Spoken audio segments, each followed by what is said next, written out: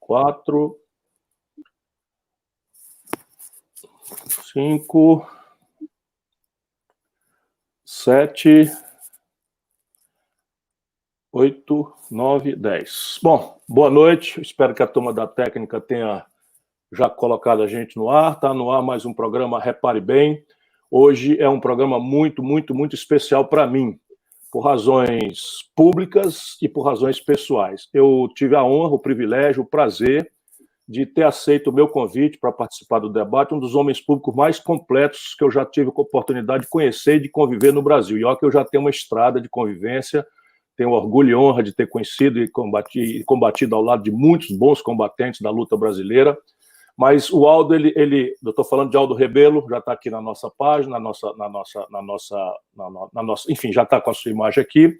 O Aldo, para o mais jovem, aquele que não está muito ligado na política e que me dá atenção aqui no Repare Bem, o Aldo é desses líderes, volto a dizer, completo. O Aldo militou como estudante, movimento estudantil, saindo do sertão das Alagoas, de origem muito humilde, da qual ele nunca se afastou, mantém um compromisso, uma fidelidade absolutamente rara nos homens públicos brasileiros com a tradição do povo, com o sentimento do povo, às vezes até apanhou. O Aldo é daqueles que, como eu, fica muito aborrecido. O Aldo, até a paciência aí que eu quero lhe apresentar em todas as dimensões. Fica aborrecido aí pela malversação da nossa língua portuguesa, com esse papo furado de comemorar Halloween. Então ele é preocupado com o povo por fidelidade realmente de sangue, de alma, de corpo, enfim. É raro isso na vida pública brasileira. Normalmente os homens públicos, quando crescem, perdem a conexão com a vida do povo. O Aldo, depois de ser líder estudantil, comandou a União Nacional dos Estudantes, vira um político e sucessivas eleições, todas com votação extremamente honrosas, num lugar difícil. Ele entra em São Paulo, apesar de ser natural das Alagoas, da terra do Teotônio Vilela e de outros tantos brasileiros de grande qualidade, entre eles os fundadores da República, num tempo em que Marechal Floriano e Deodoro da Fonseca, preocupados aí em trazer a modernidade positivista para o Brasil, o Aldo vem dessa linhagem aí, naturalmente, e eu volto a dizer, com uma qualificação muito grande. Parlamentar, vira praticamente unanimidade na Câmara e sem nenhum tipo de fisiologia de clientelismo, de distribuição de privilégios, vira presidente da Câmara numa hora dificílima da vida brasileira, pacifica a Câmara Federal, faz a Câmara Federal andar, o que é uma coisa difícil em momentos como esse que nós estamos vivendo, por exemplo, uma fratura ideológica. Descendo para a planície com o acatamento de todo mundo, é para o Aldo que as grandes tarefas são dadas. Eu preciso estender essa coisa para vocês verem a qualidade desse homem com quem nós vamos conversar hoje.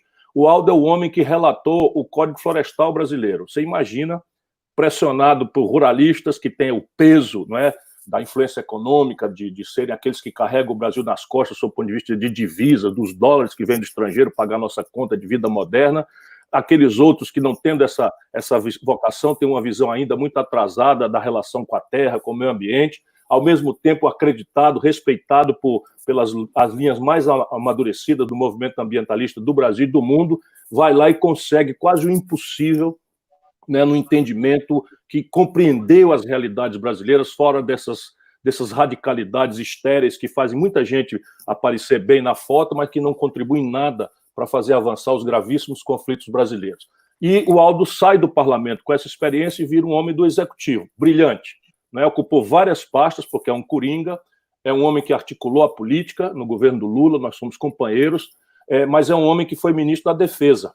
Ele conhece e é respeitadíssimo, talvez o mais respeitado de todos os ministros da Defesa civis, desde quando o Brasil resolveu, e isso já foi interrompido, entender que a tarefa do Ministério da Defesa não é uma tarefa militar, é uma tarefa para estadistas que compreendem, para além das justas vocações militares, de defesa, de treinamento, de capacitação, os aspectos outros que só a política ou qualificação de um homem de Estado podem permitir. Enfim, não exagerei nada, eu poderia ainda seguir aqui com muitos outros atributos, e é com esse homem do parlamento, da democracia, da luta do povo, que conhece a questão militar, que nós vamos conversar hoje à noite.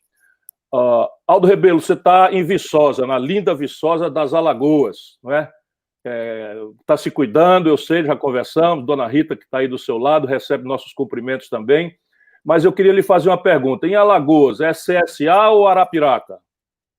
Não, rapaz, aqui. Boa noite, Ciro. Uma alegria reencontrá-lo aqui, meu amigo. Nós somos companheiros de longas jornadas da luta do nosso povo, desde a juventude. Você lá no Direito da Universidade Federal do Ceará, eu lá no Direito da Universidade Federal das Alagoas. E a sua trajetória é uma trajetória que honra a nossa geração, porque você percorreu praticamente todos os degraus, todos os domínios da vida política do país, como prefeito, como governador, como deputado estadual, como ministro de Estado, como deputado federal, ou seja, candidato à presidência da República, e uma presença importante num cenário de tantas dificuldades, de tanta pusilanimidade, muitas vezes, né, que, segundo Cecília Meirelles, era o outro nome da covardia, pusilanimidade, o teu nome é covardia. É o que dizia a nossa Cecília Meirelles. E a sua coragem, num momento como esse, é uma coisa importante do ponto de vista do ânimo do nosso povo, da resistência em defesa da soberania do nosso país, em defesa da democracia, da liberdade, dos direitos sociais. Então, para mim, é uma grande alegria poder te encontrar, poder partilhar esse momento aí de reflexão, de uma conversa entre velhos companheiros e combatentes que não abandonaram a linha de frente. A Viçosa das Alagoas talvez seja de todas as Viçosas, porque nós temos uma em Minas Gerais, outra no Ceará. Temos uma no Rio Grande do Norte, e a mais antiga é a do Ceará. Isso, a do terra Ceará, de Cláudio Bevilacqua. Exatamente. Eu fui lá para tirar um retrato, lá naquela pracinha, do lado da estátua do Clóvis Bevilacqua, e para ver a igreja, onde dizem que o padre Vieira também fez as suas pregações, nessa igreja lá de Viçosa. E o que mais a cachaça de lá é famosa, me dizem os que tomam. É, também, né? E, além do mais, é uma paisagem maravilhosa, certo? A paisagem para chegar, subir a serra e chegar a Viçosa, é uma coisa esplendorosa, é um cenário muito, muito bonito do Ceará e do Brasil. Não é à toa que aquelas matas impressionaram o nosso Zé de Alencar. Então, é o seguinte, eu estou aqui na Viçosa, sou aqui dessa área, a minha família está aqui há 200 anos, né, que aportou por aqui, e eu fui para São Paulo, fiquei lá e tenho muito orgulho, né, da minha vida política em São Paulo, mas tenho aqui as minhas raízes, né, aqui nas Alagoas. E você fugiu da pergunta, nem é Asa de Arapiraca e nem é CSA das Alagoas. Eu sou CRB. Aqui CRB. Nós temos tem o CRB, que é o claro. Alvirrubro da praia, tem o CSA, que é o Azulino, que já se chamou Floriano Peixoto, foi um dos nomes, 7 de setembro, até virar o CSA, que é o time assim, mais popular do estado, e o ASA, de Arapiraca, que de vez em quando apronta as suas, né? Uma vez eliminou o Palmeiras, que é o meu time, foi eliminado pelo ASA da Copa do Brasil. Então, aqui nós temos esses três grandes, né, do futebol alagoano. Me diga uma coisa, Aldo Rebelo, brasileiro, patriota, homem preparado, que conhece a alma do nosso povo. O que está acontecendo com o Brasil, na sua opinião? O que está acontecendo com o Brasil? Olha, é muito difícil resumir uma tragédia. A vantagem dessa conversa aqui é que você não tem que resumir, não. Por favor, fique à vontade, porque aqui a gente quer aprofundar mesmo com quem tem o que nos dá, como você. Ciro, eu acho que o Brasil vive um processo de profunda desorientação, de falta de rumo, de parte a parte, ou seja, uma parte da oposição não sabe o que fazer do Brasil, aprofundou seu processo de desorientação, e uma parte, principalmente, da esquerda, né, que abandonou a agenda transformadora, a utopia coletiva, migrou para uma agenda restritiva, uma agenda que substitui a ideologia. Quando eu digo a ideologia, é o plano das ideias, ou seja, um Brasil que pode ser mudado a partir das ideias. E a ideologia nessa parcela da esquerda foi substituída pela biologia. Ao invés de uma agenda que une, é uma agenda que fragmenta. Ao invés de uma agenda coletiva, de sonhos coletivos, é uma agenda de sonhos de frações da sociedade que se divide pela biologia, pelo gênero, pela cor da pele, pela raça, e assim por diante. E as forças conservadoras, eu acho que mergulharam.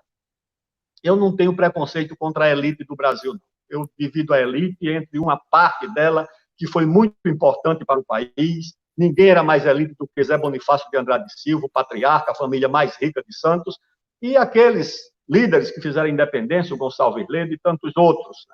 Eram da elite, mas eram uma elite iluminada, patriótica, preocupada com a emancipação dos índios, com a libertação dos escravos.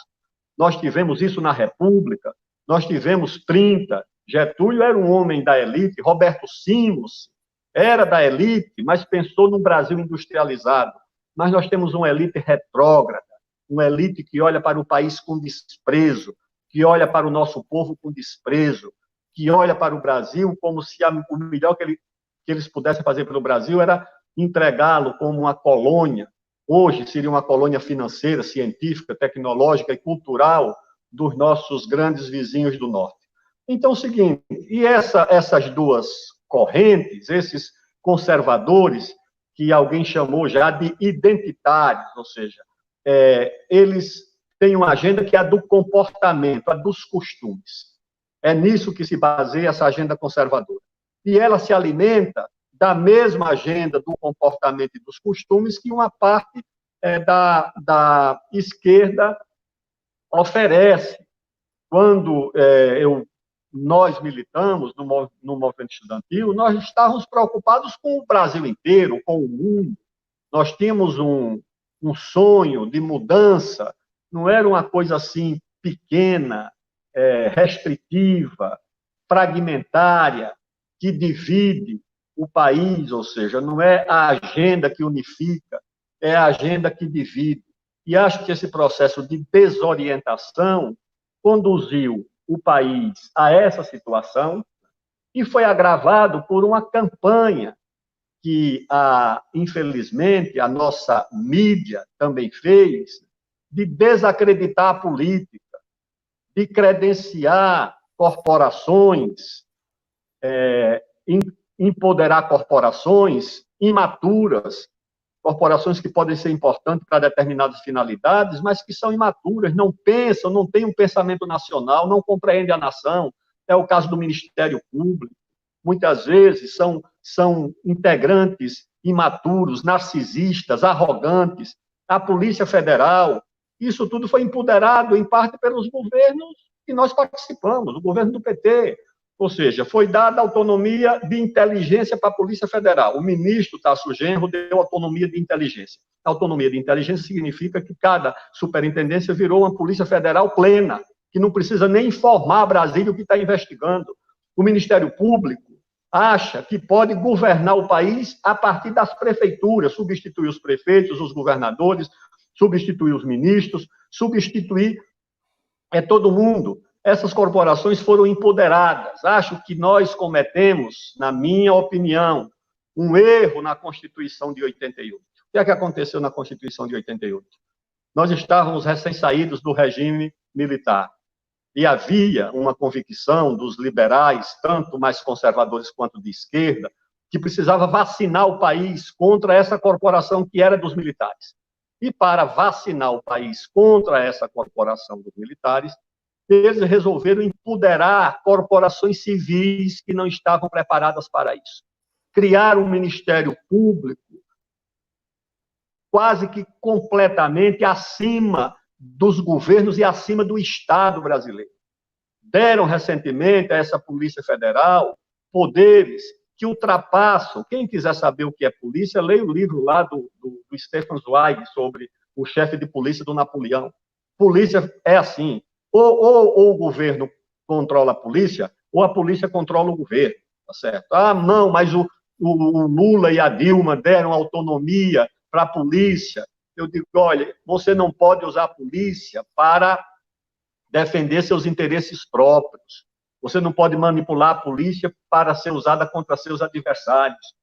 Mas se você não tiver uma subordinação da polícia a uma autoridade, a um poder, você transforma, de fato, essa polícia numa coisa absolutamente sem controle. É a polícia que faz campanha eleitoral, como já fez, delegados de Facebook. Eu acho até que esse presidente da República, ele estava com medo desse Moro estar usando a polícia contra ele, eu acho. Ele queria usar, mas também estava com medo da polícia ser usada pelo Moro contra ele, porque ele sabia que o Moro já tinha usado essa polícia em determinados momentos. Então, eu acho, amigo, que nós vivemos um processo de desorientação, agravado por um governo que mantém... O que é que mantém o Guedes, que é um fracasso completo? O que mantém o Guedes é que o Bolsonaro foi eleito para fazer duas agendas, a do Moro contra a política e a do Guedes contra o país, para privatizar tudo, entregar tudo, dilapidar essas reservas que nós temos. Já gastou esse ano quase 60 bilhões de dólares das reservas e vai terminar querendo estourar o resto, vender o nosso patrimônio no momento em que o Brasil está fácil de ser comprado. Não é o momento de você, quer dizer, momento algum, mas principalmente agora, vender patrimônio público, entregar patrimônio público, mas não restou ao Guedes outra política econômica. E acho que o Bolsonaro ele está no impasse, tá certo? Ele pode ser derrubado pelo fracasso do Guedes, mas ele também tem de ser derrubado se tirar o Guedes, se contrariar interesses que o Guedes representa, ou seja, se correr o bicho pega, se ficar o bicho come. Para onde é que nós estamos indo? Eu compreendo, assim, tenho muita afinidade, o que o Aldo falou, eu vou só repetir, sem o brilho dele, mas para simplificar para nosso internauta mais jovem, ou para aquele que não teve todas as premissas aí de um grande debate que o Aldo conhece, mas basicamente a opinião do Aldo, parece muito com a minha, é de que nós estamos com uma crise grave, gravíssima, e que basicamente o que está acontecendo é uma brutal desorientação dos dois lados que ainda mandam, não é, na vida brasileira. De um lado, uma direita ou um pensamento conservador que tem duas bandas, uma delas é de gente que pode ser resgatada, na ideia de Bonifácio, enfim, de Simons, para puxar de um lado e outro, brasileiros da elite que serviram à construção de uma nacionalidade brasileira, que tinha um sentimento nacional. E a outra banda dessa elite, apátrida, entreguista, escravocrata e bandida. Aí digo eu, não diz o Aldo, que é, por além de muito inteligente, elegante, não é? Aí, o outro lado, uma esquerda que, para além de perder a ideia, não é, de um enfrentamento, vamos dizer, revolucionário, idealista, ele diz ideológico, no sentido de colocar um conjunto de ideias, abre mão disso e, como não abriu mão do sentimento de solidariedade, entende que a proteção desses interesses, que alguém chama de identitários, significa, vamos dizer, o exercício de uma revolução ou de uma proteção do futuro. E que uma coisa nem outra tem sido capaz de equacionar a estratégia de desenvolvimento do Brasil, aquela que poderia dizer a cada brasileiro que tem um lugar para ele, se não agora, mas a compreensão dos sacrifícios em direção a um lugar em que todos teremos uma oportunidade de criar com dignidade nossos filhos, pelo valor do trabalho, da decência, e impor ao mundo respeito à nossa autodeterminação e à nossa soberania. Desculpe se eu resumi de forma muito precária, mas agora a pergunta é, muito bem, eu também vejo assim, e para onde é que nós estamos indo desse jeito? O calendário eleitoral aguenta? Eu creio, Ciro, que esse caminho de confronto vai se esgotando. As energias de quem faz o confronto e, principalmente, aquelas de quem tem que, de uma forma ou de outra, participar dele. Eu acho que a construção de um outro caminho, de uma outra alternativa, se impõe, como já se impôs em outros momentos da vida nacional. Às vezes nem se impõe pela pessoa certa, mas às vezes se impõe também pelo caminho adequado. E que as forças capazes de reorientar o país no caminho do crescimento, da prosperidade, que é uma agenda praticamente abandonada, essa agenda do desenvolvimento do país, uma agenda generosa, unificadora. Se você falar com o movimento sindical, ele é a favor do desenvolvimento. Se você falar com o empresariado, ele é a favor do desenvolvimento, do país retomar o crescimento. A redução das desigualdades que voltaram a crescer no país, quem é que é contra? É só uma fração sectária e muito antipopular. Todo mundo é a favor de reduzir as desigualdades, não só via salário, mas principalmente serviços públicos, educação, consolidar o esforço de consolidar a democracia no Brasil. Agora, para isso, movimentos importantes precisam ser feitos, que eu vejo também que uma parte da esquerda não faz. Porque o Brasil é um país muito desigual, muito desajustado. Você tem a vanguarda da ciência, da tecnologia, do conhecimento, em lugares como Campinas, ou como São José dos Campos, onde tem um laboratório de aceleração de partículas, lá do professor Rogério Cerqueira Leite, você tem o Centro Tecnológico da Aeronáutica, em São José dos Campos, e você tem aquele Vale do Amazonas empobrecido, com a menor expectativa de vida, com moléstias infecciosas, os nossos indígenas morrendo abandonados naquelas aldeias lá da Amazônia, com tuberculose, com doenças infecciosas, subnutridos. Eu vi isso de perto. Vi isso de perto muitas vezes. Então, você tem esse país desigual, esse país desequilibrado, esse país desajustado, esse país que se divide não apenas politicamente, ideologicamente, ele se divide também culturalmente. O país urbano, litorâneo, de classe média é o país rural, o país profundo, o país interiorano é outro. E acho que uma parte da oposição, principalmente da esquerda, não apenas desconhece, mas muitas vezes hostiliza esse Brasil interiorano, esse Brasil rural. Um cronista do século XVII dizia que nós éramos uma sociedade de caranguejos, prisioneira do litoral, vagando, andando de lado como os caranguejos. Acho que, infelizmente, ainda permanecemos um pouco assim. Uma grande contradição é que essa parcela da chamada oposição progressista, urbana, litorânea, ela não consegue compreender, não é nem o Brasil rural, ela não consegue compreender o Brasil suburbano. Às vezes, a pessoa que está em Copacabana não consegue compreender nem Madureira, nem Bangu, quanto mais o Brasil amazônico, em São Paulo, quem está nos Jardins, na Vila Madalena, será que consegue compreender Itaquera, Guaianazes, o Campo Limpo, o interior de São Paulo? Não consegue.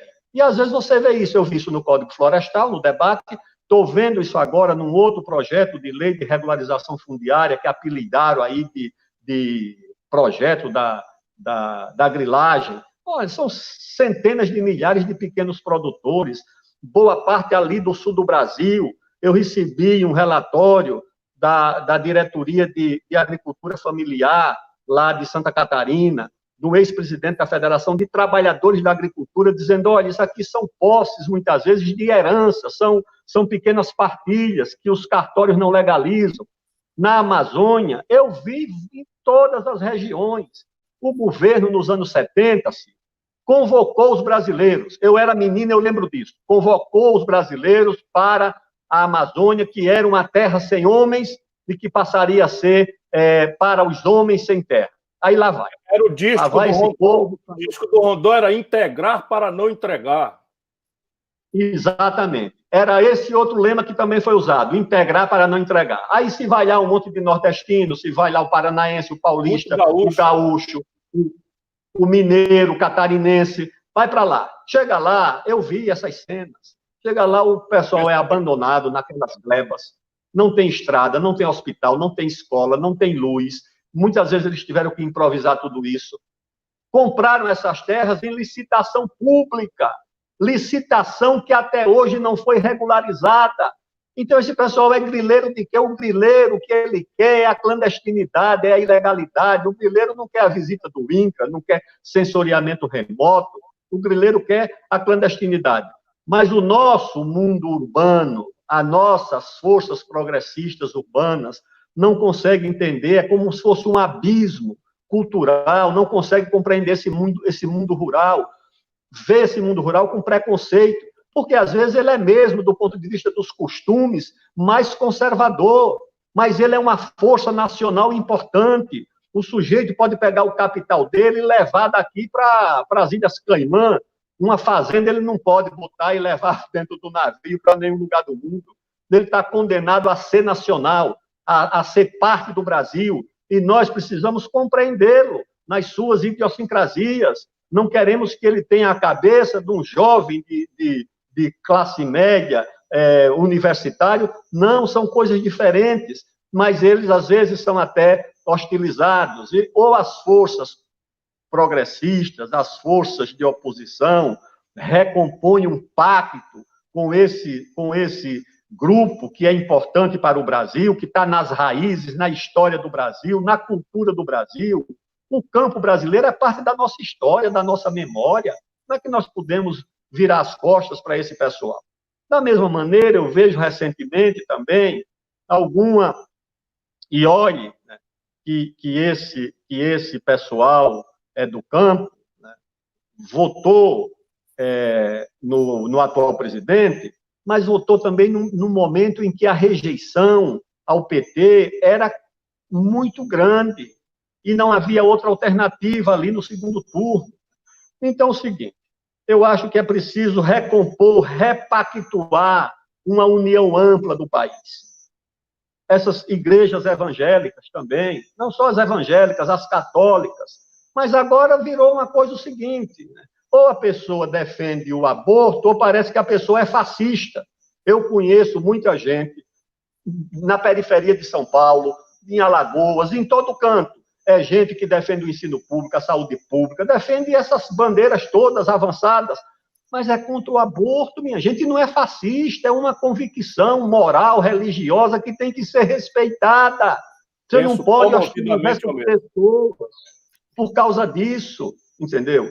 Então, eu acho que nós, ao lado dessas três grandes metas permanentes, que vêm desde os fundadores da nossa pátria, da nossa independência, ou seja, que era o horizonte do Bonifácio, era o quê? Um Brasil desenvolvido, um Brasil industrializado, um Brasil economicamente emancipado, um Brasil socialmente equilibrado. Ele defendia a emancipação dos índios, a libertação dos escravos, ou seja, com uma redução das desigualdades, e um país com liberdade, com democracia, com direitos do povo. Mas a democracia também, que é outra coisa. Outra coisa, me permita só essa reflexão. A próxima pergunta era exatamente essa. A nossa democracia está em risco? Não creio, não creio. E uma democracia digna de nome, ela precisa suportar solavancos, certo? Precisa. E se o Brasil não tiver solavancos, é porque não está vivendo numa democracia.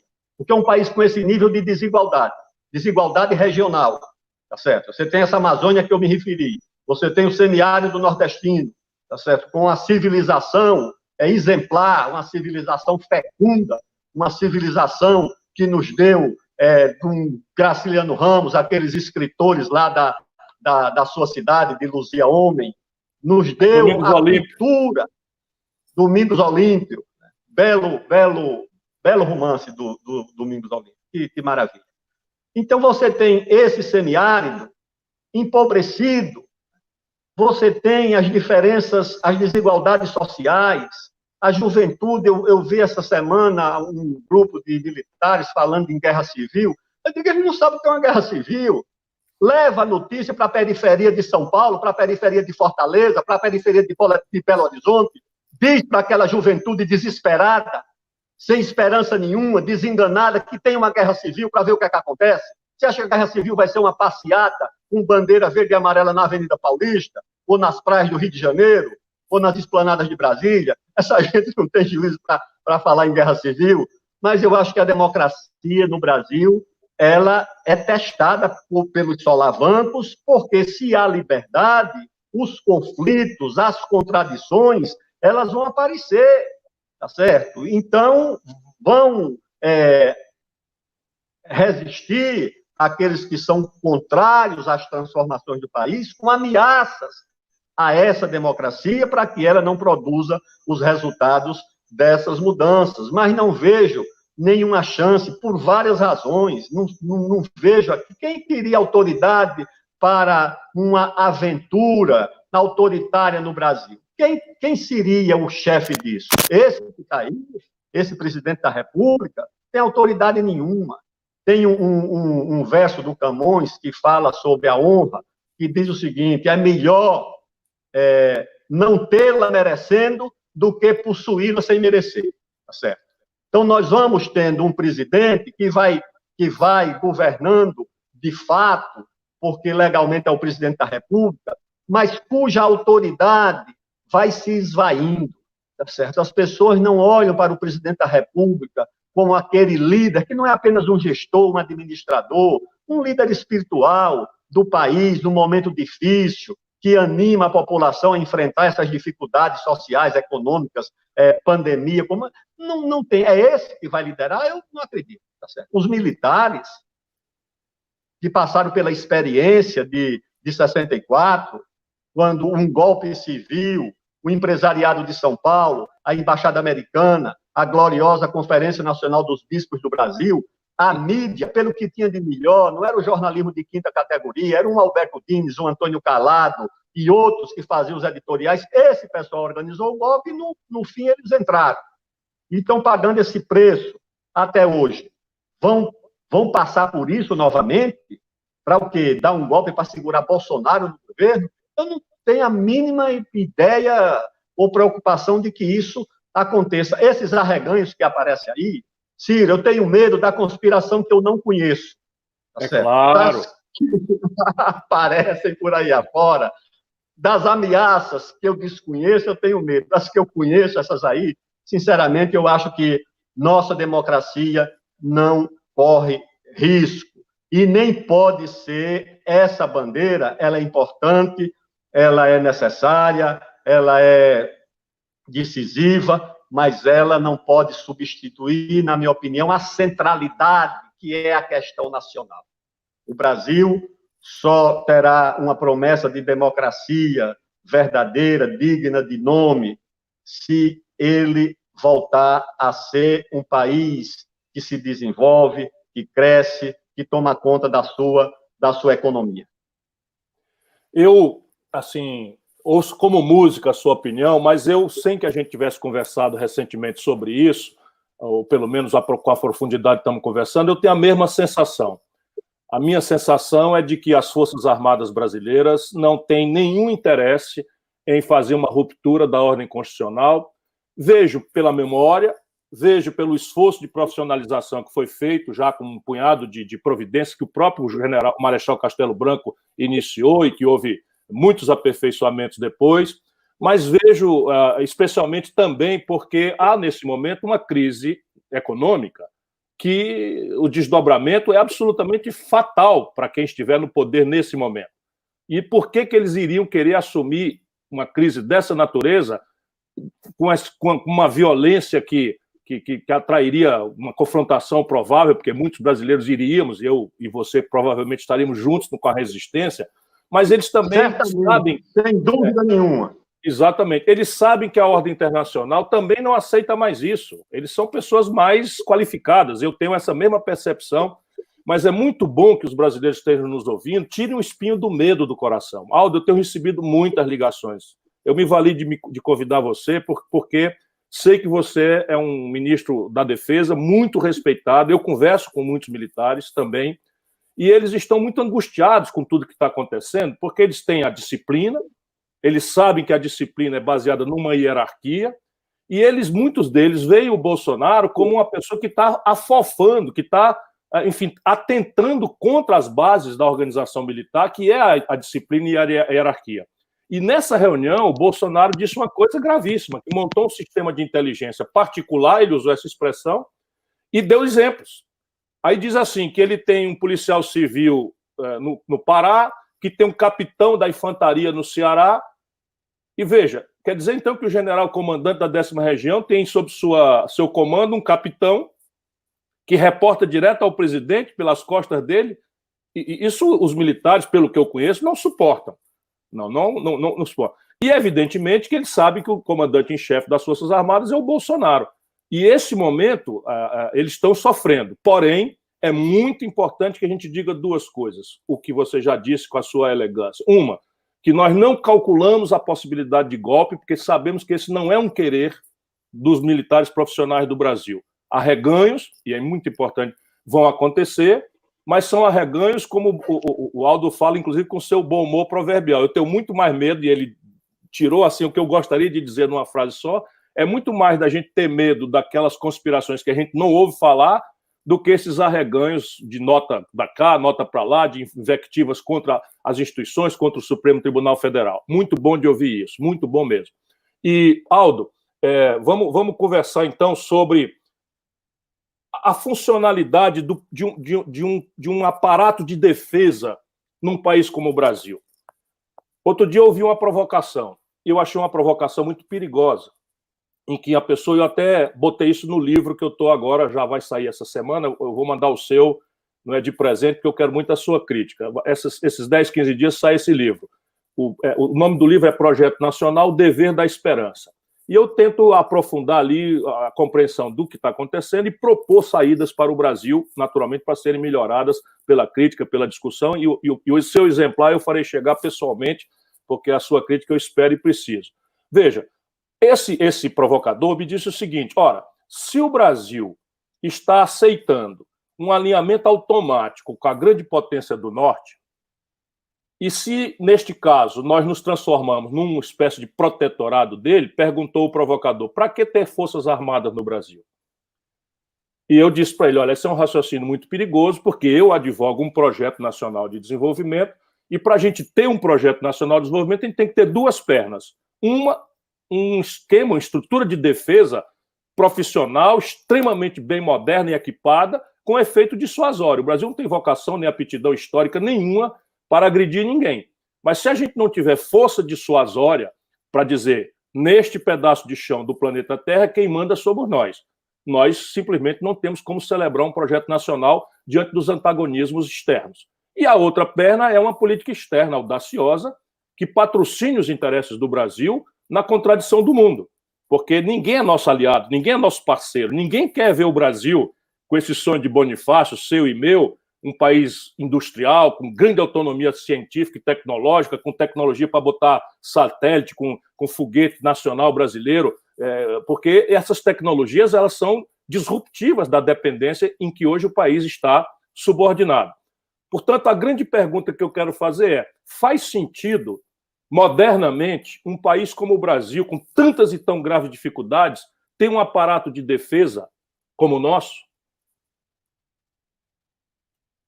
Eu creio que o nosso aparato de defesa, Ciro, ainda está muito aquém das nossas necessidades, das É o que eu nossas penso carências. comovidamente. O Brasil não tem força para segurar 48 horas de guerra contra ninguém. Não temos. E a defesa, eu sempre dizia lá no Ministério, para os nossos comandantes, que a defesa é uma composição de dois vetores. Um que é dado pela escolha, pela opção. Você pode privilegiar uma força naval em prejuízo da força terrestre, uma força aérea ou aeroespacial. Você pode escolher o submarino a propulsão nuclear ou um número maior de submarinos convencionais. Você pode fazer essas opções. O outro vetor é determinado pelo destino, pela geografia. Você não muda. O Brasil não vai alterar os 17 mil quilômetros de fronteira que ele tem para proteger. Ele não vai alterar o espaço aéreo de 8 milhões de quilômetros quadrados, 8 milhões e meio em terra, e mais 4 milhões e meio de quilômetros quadrados no mar. Nós não vamos escolher se temos ou não 7.500 quilômetros quadrados de litoral, que vamos precisar de uma segunda base naval, que nós não temos, já temos uma esquadra no Rio de Janeiro, vamos precisar da segunda. Então, na verdade, eu acho que a Força Armada do Brasil é muito aquém das nossas necessidades, do nosso tamanho, dos nossos desafios e daquilo que nós temos para proteger. Se nós tivéssemos a fronteira do Uruguai, de 500, 400 quilômetros, tudo bem. Não, nós somos um país continental com muitos desajustes, E, além do que, as Forças Armadas no Brasil suprem muitas deficiências do Estado brasileiro, em muitas áreas. Eu sempre também dizia que o Brasil, as Forças Armadas acumulam uma dupla função, a função de defesa da pátria e a função da construção do país, a construção científica. Os nossos 2 primeiros computadores, um foi feito com a Marinha, que se chamava Cisne Branco, e depois a Aeronáutica fez um com a USP, que botou o nome de Patinho Feio. Nós fizemos o programa nuclear com a Marinha, que é um programa nuclear basicamente civil. Nós fizemos o programa espacial com a Força Aérea. Quem fez o melhor centro de tecnologia, a melhor faculdade de engenharia do Brasil, foi um militar, seu conterrâneo, o brigadeiro Cassimiro Montenegro, um sonhador, um patriota. Grande cearense. Grande cearense. Para provar que as Forças Armadas não são xenófobas, Cassimiro Montenegro foi aos Estados Unidos, foi ao MIT, trouxe um americano para fundar o ITA, e esse americano foi o primeiro reitor do ITA. O primeiro reitor do ITA foi um americano. Ou seja, nós fizemos com as Forças Armadas outro grande brasileiro, o almirante Alberto da Costa Silva, que também fundou o CNPq, fundou a FINEP, também foi fundada nos governos militares. Ou seja, ajudaram a construir o Brasil e a construir também socialmente na Amazônia. A presença do Estado se dá basicamente pela presença das Forças Armadas. São aqueles navios hospitais da Marinha, a presença daqueles pilotões de fronteira, dando assistência aos indígenas. Eu vi, Ciro, uma vez, lá na fronteira, acho que com o Suriname ou com a Venezuela, uma dentista, uma jovem dentista da Aeronáutica, uma tenente, segurando um menino já dos 10 anos, um índio, escovando os dentes do menino, ela mesma. Eu digo, tenente, esse menino não sabe escovar os próprios dentes? Ela disse, ministro, esse menino nunca viu uma escova na vida. A primeira vez que esse menino está vendo uma escova é agora. Vila na fronteira com o Peru, um município inteiro. Sabe esses municípios que são quase do tamanho do estado de Alagoas? O prefeito chegou e disse, ministro, já estava na época de remover uma médica, uma moça formada na UFMG, e foi lá como médico ganhando 6, 7 mil reais, podia estar ganhando 50 mil, trabalhando em 5 ou 4 ou 5 prefeituras. Foi lá, ele disse, não tira essa moça daqui não, que é a única médica que temos no município. Então, as Forças Armadas, elas, de fato, exercem funções subsidiárias para suprir deficiências do Estado brasileiro em área como ciência, tecnologia, para fazer esse reator multipropósito, que é um reator para fazer material radioativo para finalidades médicas. É na Marinha que nós vamos fazer isso, com um projeto argentino que nós assinamos quando eu estava no Ministério da Defesa. Então, é o seguinte, as nossas Forças Armadas precisam de recursos, são instituições necessárias. Todos os grandes países, os Estados Unidos, a China, a Rússia, valorizam suas instituições armadas, porque elas também são detentoras de valores. O general Zenildo, que era um patriota, que foi o último ministro do Exército no governo do Fernando Henrique, o que é que ele fez? Ele disse que a fundação do Exército Brasileiro é em Guararapes, no dia 19 de abril de 1654, quando nós derrotamos os holandeses. Preocupado com os nossos vizinhos, o general Zenildo batizou um batalhão de engenharia em Roraima com o nome do Simão Bolívar. Você não vê uma estátua do Simão Bolívar em nenhuma universidade brasileira, mas tem uma estátua do Simão Bolívar no batalhão de engenharia de construções de Roraima. O Zenildo era um grande patriota. Não sei se ainda é vivo, se for, vai minha homenagem para ele. O batalhão São Martim, que foi feito lá no Rio Grande do Sul, em homenagem ao patriarca da independência argentina. Ou seja, essas Forças Armadas cumprem esse papel também no imaginário da população, de detentor de valores, de história, da memória, da unidade do Brasil. Quando o Brasil enfrentou 4 guerras civis simultâneas, que quase esfacelou o país, quase desintegrou o Brasil, na época da regência, nós tivemos, ao mesmo tempo, simultaneamente, uma guerra civil no Rio Grande do Sul, os Farrapos, uma guerra civil na Bahia, a Sabinada, uma guerra articulada com o Rio Grande do Sul, essa da Bahia, uma guerra civil no Maranhão, abalaiado, e uma guerra civil no Pará, que foi a mais sangrenta de todas. Eram 4 guerras civis simultâneas num país em formação, onde a consciência nacional era frágil, onde não existia. Imagine a situação de você ter um império sem imperador, uma monarquia sem monarca. Ou seja, não tinha autoridade. O Feijó disse: isso aqui ninguém está obedecendo mais ninguém. O Brasil, como governo, não existe mais. Foi o Exército, que era a única instituição nacional. Daí veio o Caxias. A pacificação do país, manteve a integridade do território, apoiou a abolição, apoiou a república. Depois fizeram uma guerra civil entre eles, que foi o tenentismo, né? Militar de um lado e do outro. Apoiaram depois os Getúlio. Ou seja, cometeram os seus enganos, os seus erros, trouxeram para o país a Guerra Fria, que dividiu o país, e dividiu, inclusive, as Forças Armadas. Mas essa instituição precisa ser avaliada, ser analisada também com alguma generosidade. Isso sem passar a mão nos erros e nem confundir a instituição com seus integrantes. Eu acho que essa sua última frase é uma síntese daquilo que é uma angústia que eu estou tendo muito grande e que está me levando a ter certas asperezas que eu nem gosto. Eu tenho todas, como você também, eu acho que você tem mais, eu tenho todas as medalhas, todas. Eu recebi as medalhas da Força Aérea, da Marinha, da Aeronáutica, enfim, do Exército, tenho todas as medalhas. Não é? E, o que quer dizer que, pelo menos até certa época, eu era uma pessoa merecedora do apreço das Forças Armadas. Mas hoje eu estou muito inquieto com o que você não precisa concordar comigo, considero uma espécie de malversação por alguns deles dessa gravíssima homenagem que o seu testemunho histórico, que se soma ao meu, devemos fazer pela respeitabilidade, mais do que pela respeitabilidade, pelo amor ao papel relevante histórico das nossas Forças Armadas, apesar de erros, todo mundo pode fazer.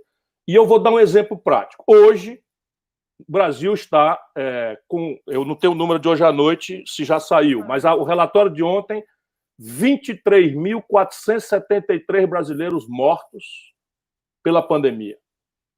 E o Brasil é o país que menos testa no mundo, é um país que está tendo agora uma novela de escândalo, de desvio de dinheiro em matéria de enfrentamento da pandemia, e o Ministério da Saúde é ocupado por 20 militares, nenhum deles com formação em saúde, por manipulação do Bolsonaro. Eu não acho que o general que se dispôs a cumprir essa missão tenha ele própria responsabilidade. Mas, quando o Bolsonaro faz isso, a minha advertência fraterna, respeitosa, é de que quando forem 100 mil, que Deus nos livre, mas todas as simulações hoje das universidades simulam para agosto o Brasil chegando em 125 mil mortos, isso vai para a conta de alguém. Isso vai para a conta de alguém. Quando um ministro politiqueiro, eu hoje recebi uma admoestação fraterna de um amigo meu militar, tem um pouquinho de paciência aí, porque refere a artigo que você deve conhecer de cor. Ele me dizendo que eu cometo um erro quando eu chamo o Heleno de general. E eu me penitencio. De fato, eu não devia fazer, porque quem está malversando o título nobilíssimo de general é o Heleno, que é um político. Aí ele me diz, isso está desde o Góes Monteiro no Estatuto dos Militares, que dispõe no seu artigo 28, inciso 18, determina que os militares se abstenham na inatividade do uso das designações hierárquicas. A, em atividades político-partidárias. B, em atividades comerciais. C, em atividades industriais. Ou seja, quando ele se refere como general, ocupando um cargo político-partidário de ministro de um governo eleito, enfim, civilmente, ele é que está fraudando o Código de Ética Militar e, portanto, se submetendo até às funções disciplinares dessa questão. Mas o que eu digo é que quando ele solta uma nota... Veja, não precisa concordar comigo, Aldo, é só eu que quero pedir sua reflexão com a sua ponderação e superioridade generosa, não é? Eu estou no meio dessa luta hoje. Então, quando ele pega, por exemplo, o ministro Celso de Mello recebe uma petição de 4 partidos políticos. E nessa petição, esses partidos políticos, entre os quais está o meu partido, o PDT, nós estamos pedindo que, na esteira do inquérito que apura essa confrontação, cheia de artigos do Código Penal, a serem verdadeiras as acusações recíprocas entre Moro e Bolsonaro, o ministro Celso de Mello, que relata o inquérito pedido pela Procuradoria-Geral da República, recebe uma petição nossa em que nós estamos pedindo que outros elementos de prova se acostem aos autos. E juntamos lá depoimento, acariação, uma série de coisas, e pedimos, nem damos muito de dar ênfase a isso, a abertura do sigilo de comunicação dos celulares do filho do Bolsonaro, que parece estar entranhado nessas coisas todas, e do próprio Bolsonaro. Não tinha centralidade. O que faz o ministro Celso de Mello em rigoroso cumprimento da lei? Baixa ao Ministério Público para que ele emita parecer. Ou seja, não fez absolutamente nada. Aí sai o ministro Heleno, não é? Que está malversando o título, não é, de general, contra o Código, agora eu estou sabendo pelo artigo 28, inciso 18 do Código de Ética Militar, solta uma nota que não nos deixa, nós democratas, outra alternativa que não confrontá-lo. Desancando o poder civil, a democracia, o Estado de Direito democrático, como se a ele se atribuísse uma tutela para dizer o que é ou não é tolerável numa democracia. Quem é democrata estava obrigado a se solidarizar com as instituições e repudiar essa intromissão indevida que só desmerece, digamos, essa linda história que você resumiu com generosidade merecida, que é o mesmo sentimento que eu tenho. Volto a dizer, tenho todas as medalhas e tenho muita honra disso. Não é? E acho que é essencial para um país como o nosso, para além de tudo mais, que a gente ame as Forças Armadas, porque senão nós não teremos projeto nacional. E para amar as Forças Armadas é preciso que eles se compenetrem pelos da ativa, que estão se comportando muito bem, mas também por aqueles outros que, portando o título, são vistos no simbólico como expressão de uma coisa muito ruim e abominável que nós não queremos concordar. Não concorde comigo, mas reflita só sobre isso que estava na sua frase no final. As instituições merecem todo respeito e acatamento, apesar ou a despeito de alguns dos seus membros com os quais não devemos confundir a instituição. Exatamente. Aliás, você citou um personagem cuja biografia foi escrita por um jornalista carioca, tem o título de O General Góes Depõe. É a biografia do General Góes Monteiro. O General Góes Monteiro é alagoano, foi o chefe militar da Revolução. É um homem extraordinário. E foi tudo. No governo Getúlio, ele era o condestável da República. E nessa biografia, eu lembro que ele faz uma advertência que a pior mazela das Forças Armadas no Brasil é a vocação de alguns dos seus integrantes para a milícia e a gendarmeria, ou seja, integrarem as Forças Armadas em lutas políticas internas, transformar as Forças Armadas em gendarmeria de grupos sociais, em milícia, a palavra é essa, é até uma palavra contemporânea, em milícia. Essa advertência do general Góes Monteiro era exatamente por conta daqueles pronunciamentos dos anos 50, onde se reuniu um grupo de capitães, de oficiais, e achavam que podiam determinar o rumo do país. Eu fiz, inclusive, uma nota sobre um artigo, né, para um portalzinho aqui sobre essa carta do general Heleno, das consequências imprevisíveis, e dos colegas dele, que também falaram de desfecho imprevisível e até da guerra civil. Eu digo, mas essa gente não conhece a história do Brasil, não já viu o que é que guerra civil produz? Falei dessas 4 simultâneas, falei da revolta federalista, das degolas de parte a parte. Aliás, encontrei uma foto do maior degolador dessa rebelião, que era um uruguaio chamado Adão Latorre, que numa noite degolou 200 oficiais e soldados dos legalistas. Nós tivemos Canudos, a carnificina de Canudos. Nós tivemos depois a revolução, o tenentismo, a guerra dos tenentes, que era uma guerra civil entre militares, rebeldes e legalistas. Vocês já acham pouco que o Brasil já conheceu de guerra civil? Hoje, numa sociedade dessa, fraturada, nessas metrópoles, se começar uma guerra civil, o que é que vai acontecer no país? Guerra civil não tem lei, não tem legalidade. É essa a mensagem que você vai dar para os nossos jovens?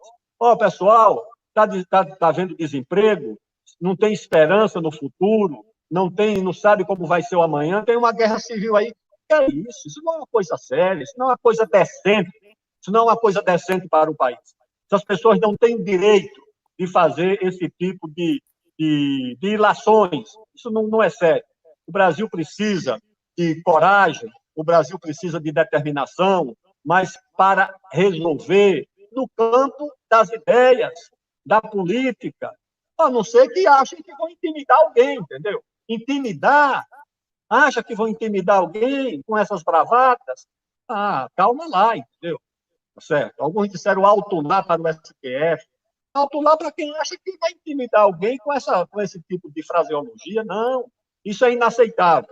Eu disse ao presidente da Câmara, eu digo, olha, você não pode aceitar esses ultimatos, esse achincalho do Poder Executivo. A dignidade não é só sua, tá certo? Você é guardião da dignidade da sua função, da dignidade do Poder Legislativo, que não pode ser exposto. Como é que você é achincalhado e depois faz de conta que não aconteceu nada? Ofendido nessas redes sociais, pelos partidários do presidente da República, achincalhado diariamente. Agora vem o vice-presidente pedir calma. E calma como? Aquela reunião era a demonstração de calma, aquela reunião ministerial, é ali onde reina a calma, onde reina o respeito, a temperança, a prudência, a generosidade com os dramas do país, que é isso.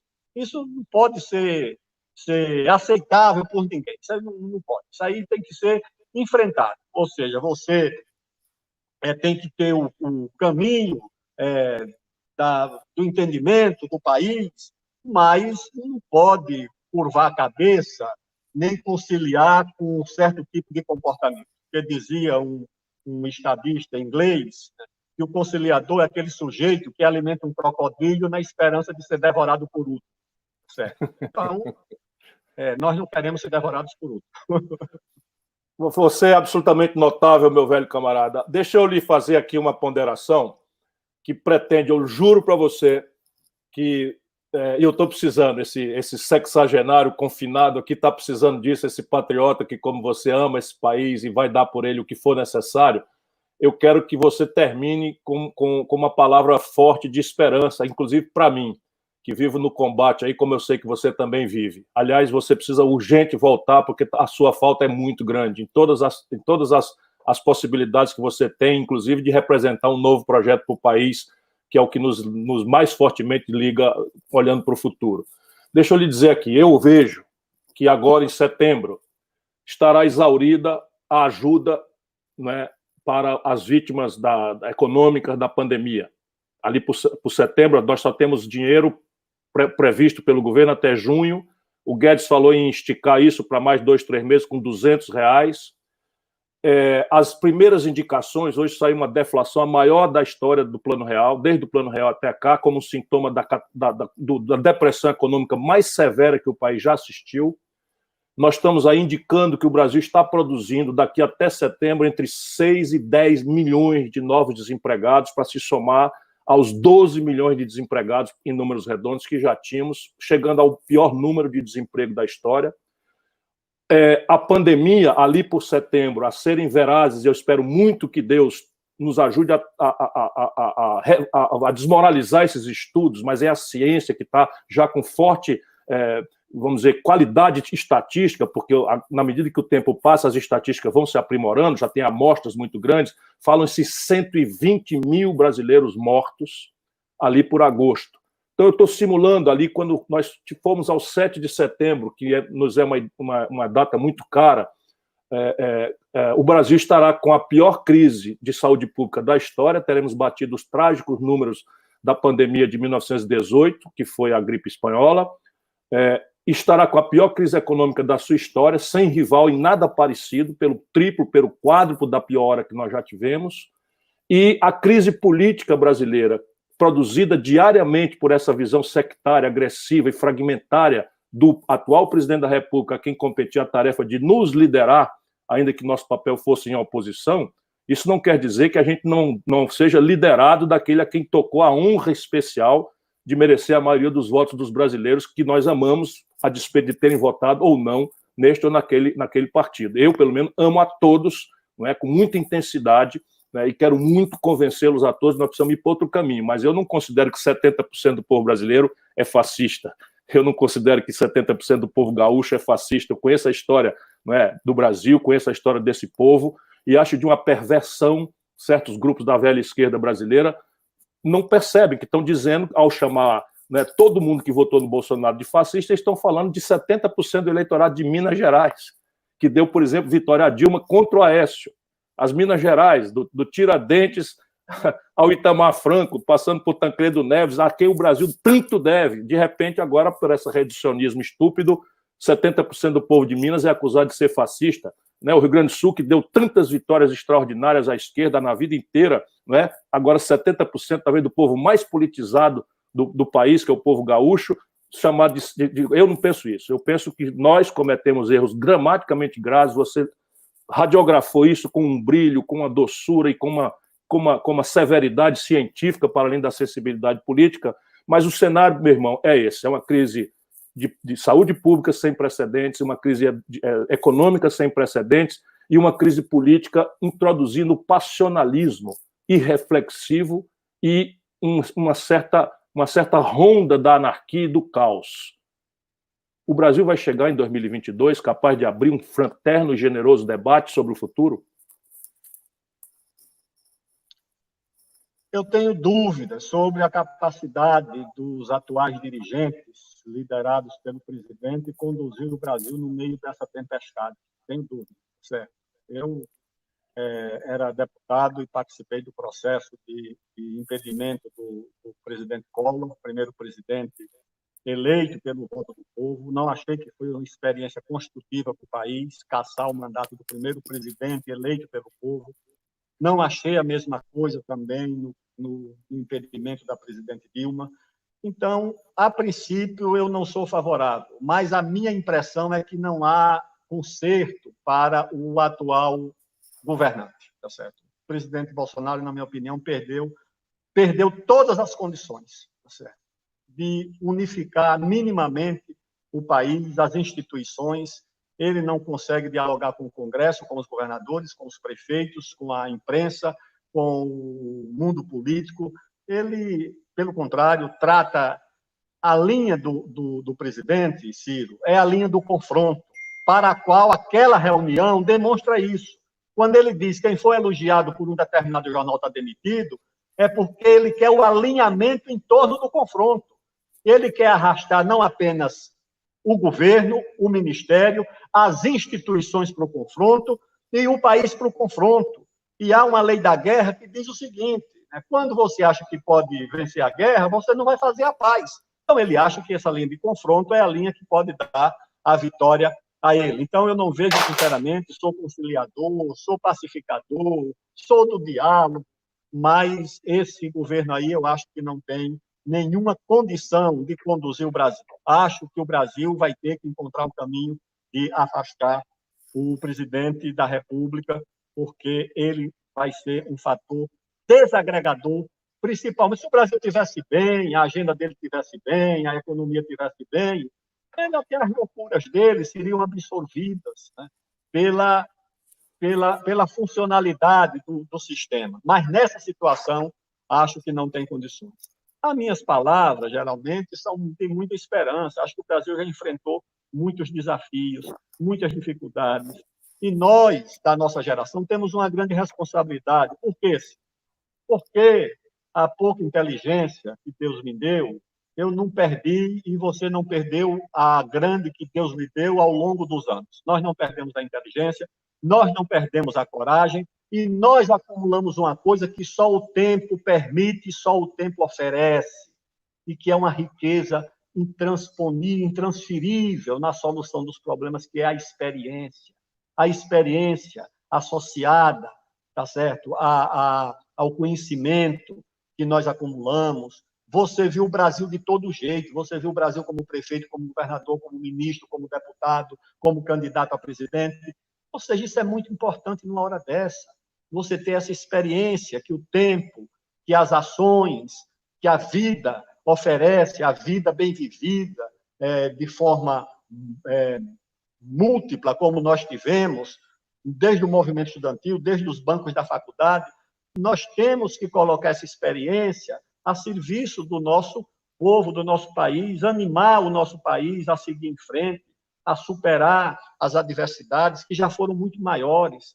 Imagina no passado, para esse país ser desenvolvido, a formar essas cidades no interior do Brasil, aqueles pioneiros que chegavam sem nada, sem ter uma estrada, uma ferrovia, uma escola, sem ter luz elétrica, sem ter infraestrutura, sem ter uma delegacia, não tinha nada, partiram do zero e nos deram esse país desigual, deformado, mas que é um patrimônio importante que nós devemos olhar para frente, com realismo crítico, mas também com confiança e com otimismo. Nós temos um belo país que está sendo construído e que nós devemos oferecer o vigor, tá certo? Da nossa experiência e da nossa maturidade. Eu quero agradecer, esse é Aldo Rebelo. Eu falo para todo mundo, mas a minha comovida intenção é falar para os jovens brasileiros que não têm o privilégio, como eu e o Aldo, de termos visto a política produzir o milagre de construir um país admirado e respeitado no mundo inteiro. Nós fomos lá e fomos buscar de volta uma democracia, cada um ao seu modo, cada um com sua taxa, não é, de engajamento ou de sacrifício. E nós, portanto, acreditamos no milagre que a política pode fazer. E a política é a linguagem da democracia. Veja, o Aldo Rebelo acabou de falar coisas muito concretas. Esse não é nenhum poeta no sentido ruim do termo, embora ele seja um belo poeta no sentido bom do termo, não é? Ele é uma pessoa vivida, falou em experiência. E eu vou deixar com ele a palavra de boa noite para todo mundo. Eu fico feliz. A minha pilha Duracell foi recarregada ao máximo. Estou pronto para ir para a internet, brigar, chamar todo mundo para entrar na minha página do YouTube, para você entrar nas internet, e vamos brigar por aí. Agradecer a turma boa que esteve conosco. E, Aldo, por favor, meu irmão, se cuide, o Brasil precisa muito de você e é com urgência. É sua palavra para dar boa noite a essa imensa gente boa que nos acompanha. Um abraço aos que tiveram a paciência de ficar conosco. Meu agradecimento a você, Ciro, companheiro, por ter nos propiciado nesse momento de reflexão e de manifestação dessa nossa confiança. Nós vamos juntos, ou seja, nós ainda temos carvão para queimar nos interesses da pátria e nos interesses do nosso povo. Um grande abraço, boa noite e até breve. Forte abraço, meu brilhante amigo e patriota. Um abração, Aldo.